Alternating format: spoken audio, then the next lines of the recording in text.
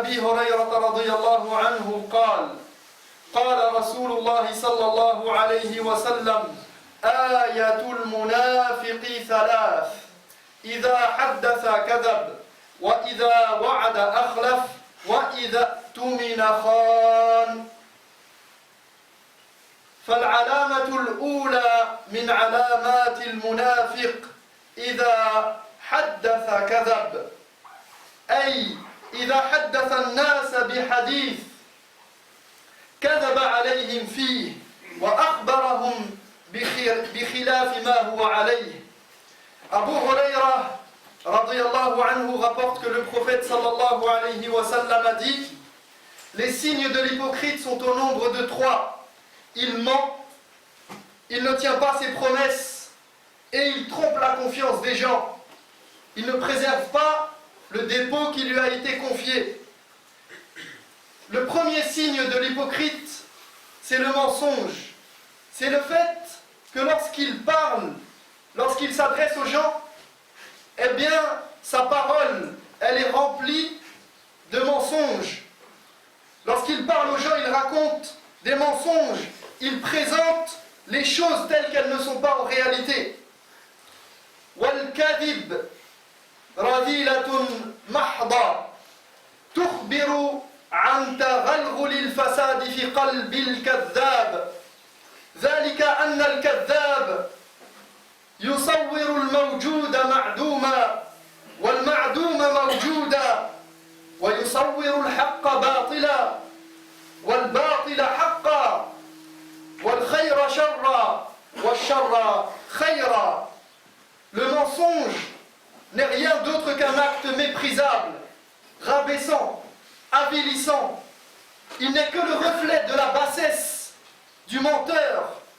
Il montre combien le cœur de celui qui ment est perverti, combien son cœur est pourri, car le menteur fait de la réalité une chose qui n'existe pas. Il donne l'existence à ce qui n'est pas, il présente le faux comme étant le vrai, et le vrai comme étant le faux. Il transforme le mal en bien et le bien en mal. لذلك حرم الإسلام الكذب وحارب الكذابين وشدد النكير عليهم فجعل الله سبحانه وتعالى الكذب من خصال شر البرية المنافقين والكافرين فقال تعالى إنما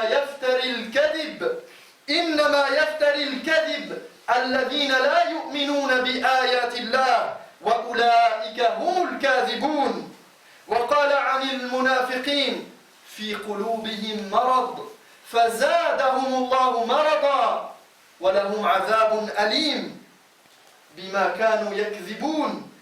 C'est pour cette raison que l'islam a strictement interdit le mensonge, a combattu les menteurs et les a sévèrement condamnés au point qu'Allah subhanahu wa ta'ala a fait du mensonge une des caractéristiques des pires créatures, les hypocrites et les mécréants. Allah nous dit Innama yaftari al-kadhib, ceux qui fabriquent des mensonges, qui forgent des histoires, qui racontent des histoires et qui mentent, ce sont ceux qui ne croient pas au signe d'Allah, ceux qui ne croient pas au verset d'Allah, ce sont ceux-là les vrais menteurs. Et il nous dit au sujet des hypocrites fi qulubihim marad, il y a dans leur cœur une maladie. Ces gens-là ont le cœur rongé par un mal profond que Dieu laisse s'aggraver, qu'Allah laisse s'aggraver en récompense de ce mal qui les ronge et qui laisse entrer dans leur cœur et corrompre leur cœur. Et il nous dit un châtiment douloureux les attend pour leurs mensonges. وَلَقَدْ أَنْكَرَ اللَّهُ تَبَارَكَ وَتَعَالَى عَلَى أَقْوَامٍ جَرْيَهُمْ وَرَاءَ الظُّنُونَ الْكَاذِبَةِ التي ملأت عقولهم بالخرافات والأباطيل الفاسدة فقال تعالى إن يتبعون إلا الظن وإن الظن لا يغني من الحق شيئا. وقال صلى الله عليه وسلم إياكم والظن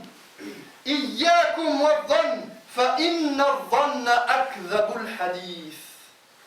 وقال عليه الصلاة والسلام إياكم والكذب فإن الكذب يهدي إلى الفجور وإن الفجور يهدي إلى النار ولا يزال الرجل يكذب ويتحرى الكذب حتى يكتب عند الله كذابا.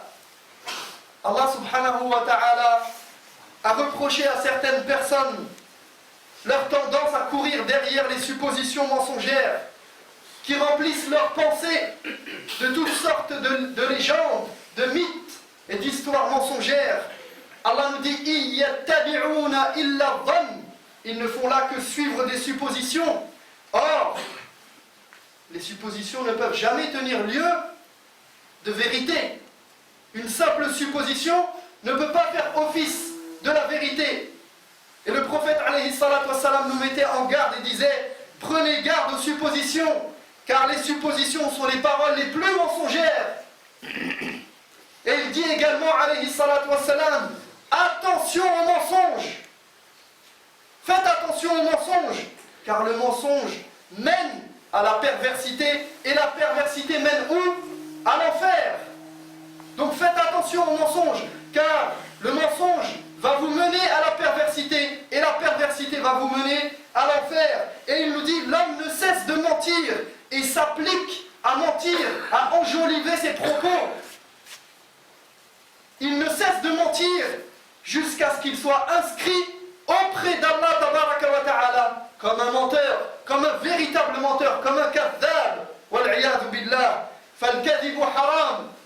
وهو كبيرة من الكبائر التي توجب عذاب النار عذاب الآخرة ولذلك كان النبي عليه الصلاة والسلام يبغض الكذب وأهله حتى قالت عائشة رضي الله عنها ما كان من خلق أبغض إلى رسول الله صلى الله عليه وسلم من الكذب وما اطلع على أحد من ذلك بشيء فيخرج من قلبه حتى يعلم أنه قد أحدث منها توبة. Le mensonge est donc strictement interdit. C'est même un péché qui compte parmi les plus grands péchés, parmi les grands péchés, al-kaba'ir, qui entraîne donc un grand châtiment. C'est pourquoi le prophète sallallahu alayhi wa sallam détestait le mensonge autant que les menteurs. À ce titre, Aïcha radiyallahu anha nous rapporte et nous dit il n'y avait pas un comportement plus détestable aux yeux du messager d'Allah sallallahu alayhi wa sallam que le mensonge. Au point que s'il savait que quelqu'un avait menti, cette personne-là sortait de son cœur jusqu'à ce qu'il apprenne qu'elle s'en était repentie. وَالْكَذِبُ وَإِنْ كَانَ مُحَرَّمًا إِلَّا أَنَّ إِثْمَهُ مُتَفَاوِتٌ على حسب الضرر الذي يترتب عليه فكلما عظم ضرر الكذب كلما عظم إثمه ووزره. Non seulement le mensonge est interdit, mais plus il cause de tort, plus il cause de préjudice, plus le péché est important, plus le péché est grand. Plus le mensonge a de conséquences néfastes dans la société, plus la personne endosse de responsabilité par rapport à ses propos. Et donc, plus le péché qu'elle endossera et qu'elle portera sur ses épaules sera important et grand. وَأَعْظَمُ الْكَذِبِ عَلَى الْإِطْلَاقِ الْكَذِبُ عَلى الله عز وجل والقول على الله بغير علم ويدخل في الكذب على الله التحريم والتحليل من غير هدى ولا كتاب منير كما يلحق بالكذب على الله عز وجل الكذب على رسول الله صلى الله عليه وسلم فقال عليه الصلاة والسلام إن كذبا علي ليس ككذب على أحد فمن كذب علي متعمدا فليتبوأ مقعده من النار ويدخل في الكذب على الله ورسوله صلى الله عليه وسلم تلك البدع والمحدثات التي ابتدعها الجاهلون وألحقوها بدين الله وليس من الدين في شيء. Le pire de tous les mensonges, le plus grand et le plus important de tous les mensonges, c'est sans aucun doute le mensonge sur Allah subhanahu wa ta'ala et sur le compte d'Allah subhanahu wa ta'ala et au nom d'Allah subhanahu wa ta'ala, de parler au nom d'Allah ou sur Allah sans connaissance, de rendre licite et illicite quelque chose sans aucune preuve ou sans compréhension même des preuves. De même, fait partie du mensonge sur Allah, le mensonge sur le prophète alayhi salatu wassalam. À ce titre, le messager d'Allah sallallahu alayhi wa sallam disait: le mensonge sur mon compte n'est pas un mensonge anodin. Ce n'est pas comme n'importe quel mensonge. Ce n'est pas comme un mensonge sur n'importe lequel d'entre vous. Le mensonge à mon égard, à l'égard du prophète alayhi salatu wassalam, n'est pas comme n'importe quel mensonge. Et il nous dit: celui qui ment consciemment sur mon compte, intentionnellement, celui qui ment intentionnellement à l'égard du prophète sallallahu alayhi wa sallam, qu'il aille chercher sa place en enfer.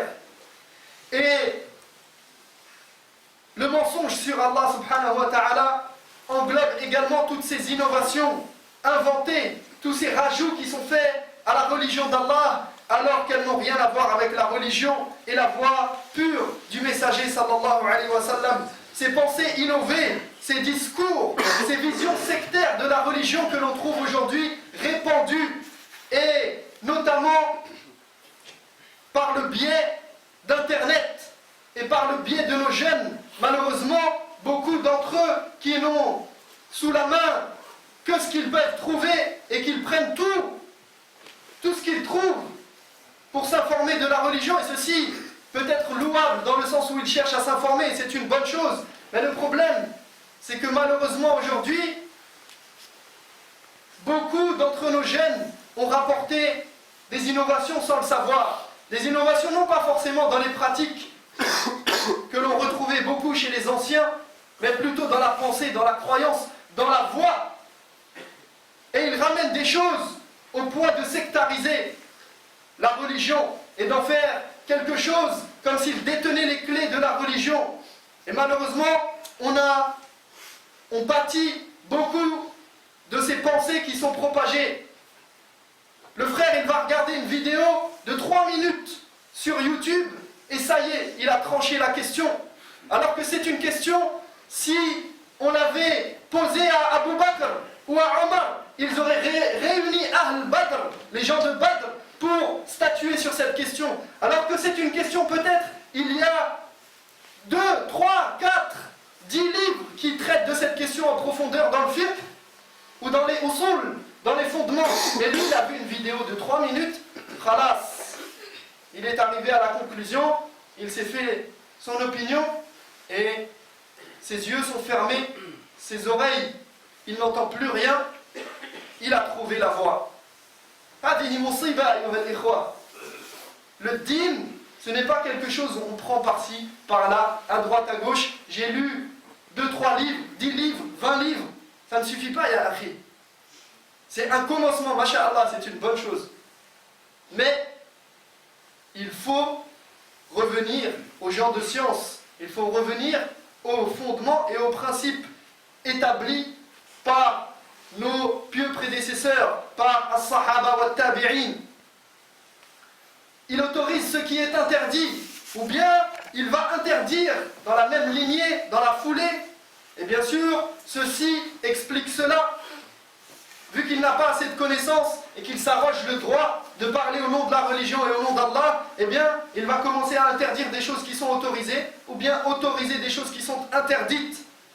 Donc, ya akhi, barakallahu fik, ne fais pas dire à Allah Azza wa Jal ce qu'il n'a pas dit. Ne fais pas dire au prophète alayhi salatu wassalam ce qu'il ne dit pas. Ne fais pas dire au texte ce qu'ils ne disent pas. Ne fais pas dire aux savants ce qu'ils n'ont pas dit. Et ne fais pas dire à la sunna du prophète sallallahu alayhi wa sallam ce qu'elle ne dit pas. Aqulu qawli hadha wa astaghfirullah li wa lakum fastaghfiruh. Innahu huwal ghafurur rahim.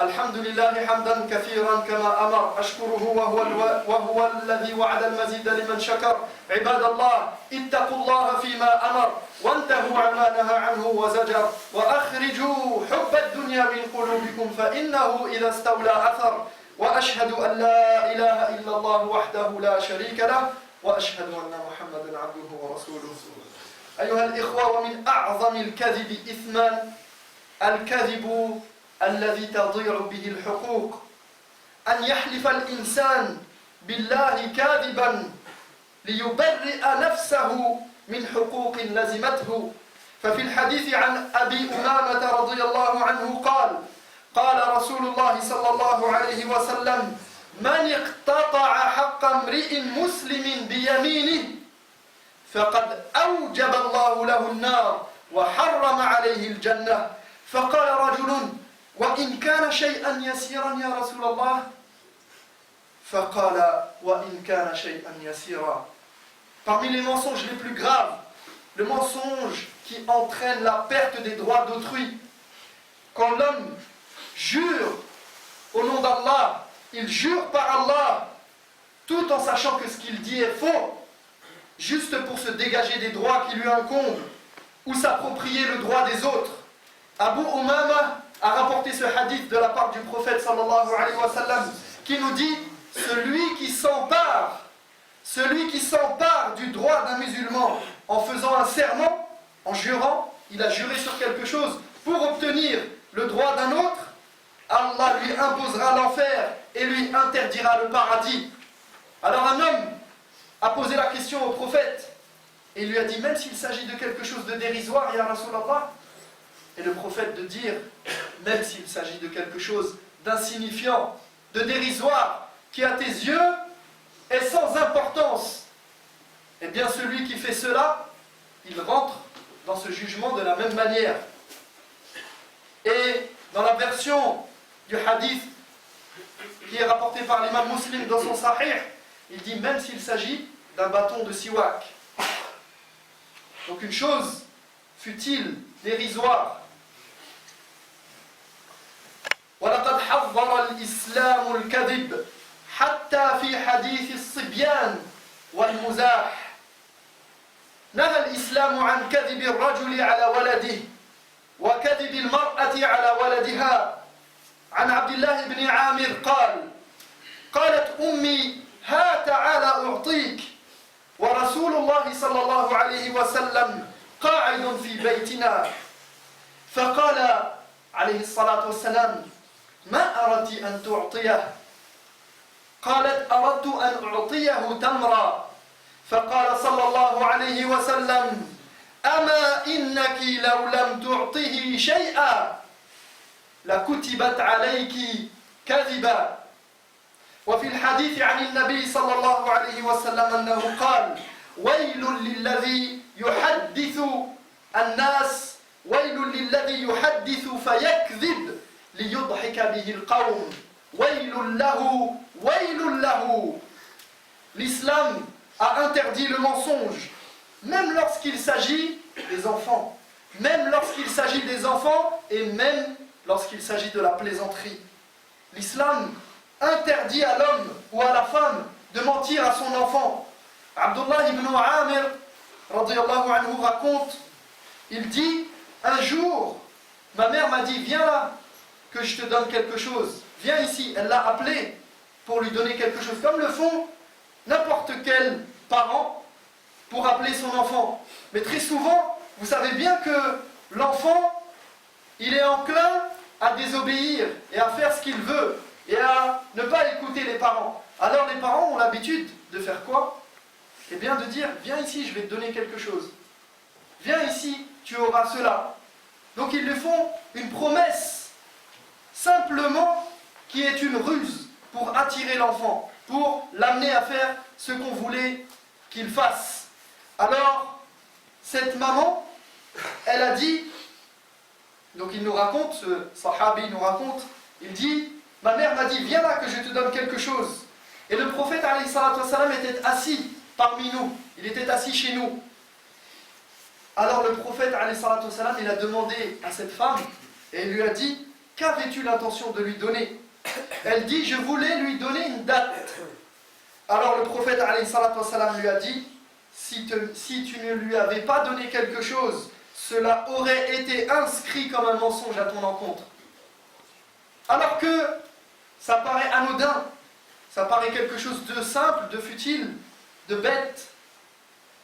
La maman qui appelle son enfant, viens ici, je vais te donner quelque chose. Ne fais pas cela, sinon il va y avoir ceci. Ou fais cela et je te donnerai cela. Et au final, l'enfant il attend derrière et il ne trouve rien. Eh bien sache, ya Abdallah, que ceci fait partie du mensonge qui est haram, qui est interdit en islam. Et ceci est valable pour les oncles, pour les tantes, pour les grands frères et les grandes sœurs. Également, à propos des plaisanteries, sachez que on rapporte que le prophète sallallahu alayhi wa sallam a dit malheur, waylun, malheur à celui qui ment pour faire rire les gens, malheur à lui, malheur à lui.